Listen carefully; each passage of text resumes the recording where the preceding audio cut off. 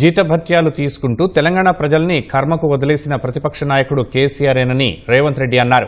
శాసనసభలో గవర్నర్ ప్రసంగంపై ధన్యవాద తీర్మానానికి సమాధానం సందర్భంగా కేసీఆర్ తీరును సీఎం తప్పుబట్టారు. 15 నెలల్లో ఎమ్మెల్యేగా కేసీఆర్ 57,84,000 రూపాయల జీతం తీసుకున్నా ప్రజల బాగోగుల్ని మాత్రం పట్టించుకోవటం లేదన్నారు. చంద్రశేఖరరావు గారు ప్రతిపక్ష నాయకుడు అధ్యక్ష. ప్రతిపక్ష నాయకుడుగా ఇప్పటివరకు వారి శాసనసభకు వచ్చింది 2 సార్లు అధ్యక్ష.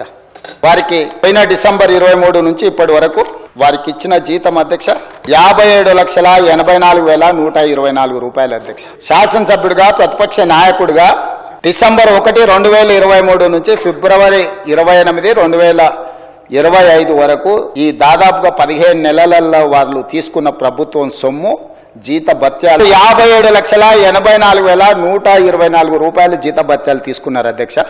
2 సార్లు ఇక్కడికి వచ్చింది, ఇప్పటి వరకు ఎక్కడికి వెళ్ళలేదు అధ్యక్ష.